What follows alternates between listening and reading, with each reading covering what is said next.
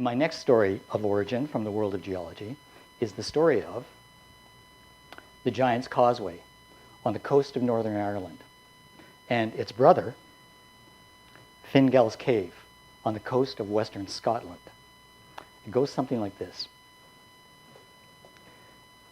In ancient Gaelic times, the Irish warrior giant Finn McCool was locked in a fierce rivalry with a Scottish giant named Benandonner. The only obstacle to this rivalry was the 82 miles of ocean between Finn's home on the northern Irish coast and Benandonner's home on the Isle of Staffa in western Scotland.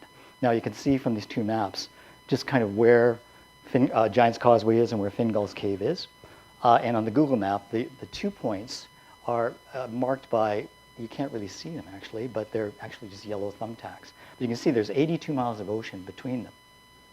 Now, this conflict motivated Finn McCool to build a bridge across the ocean space so that the two giants might finally meet one another, fight, and settle the matter once and for all.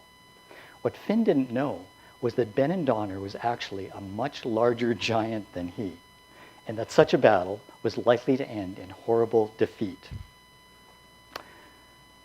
But an unsuspecting Finn set to cutting and collecting thousands upon thousands of gigantic stones, and he began plunging them into the earth, gradually crossing the ocean and completing the bridge to Benandonner's Scottish island home. However, the tremendous effort required to build the bridge exhausted poor Finn, and he returned to Ireland to take a nap and renew his strength before the final epic battle with his Scottish nemesis. During this break, Benandonner decided to turn the tables by launching a surprise attack on Finn, and he secretly crossed the new bridge to confront McCool on his own home turf. When Benandonner arrived at Finn's house, Finn's wife, a very large woman named Una, saw Benandonner approaching and was shocked by the enormous size of the Scottish giant. She realized that her poor sleeping husband had no chance to defeat such a beast, so she quickly covered Finn with a baby's blanket. Benandonner stood outside the house and roared, "Where's Finn?"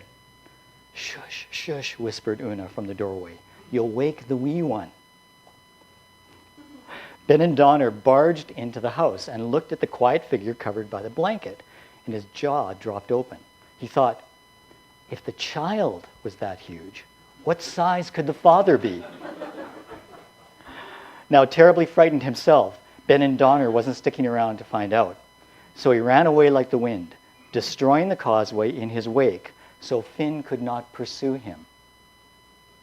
Now, upon his return to the Isle of Staffa, Benandonner let the Scottish portion of the causeway at Fingal's Cave remain standing as a perpetual reminder of his narrow escape from an embarrassing defeat. It's a beautiful picture, eh?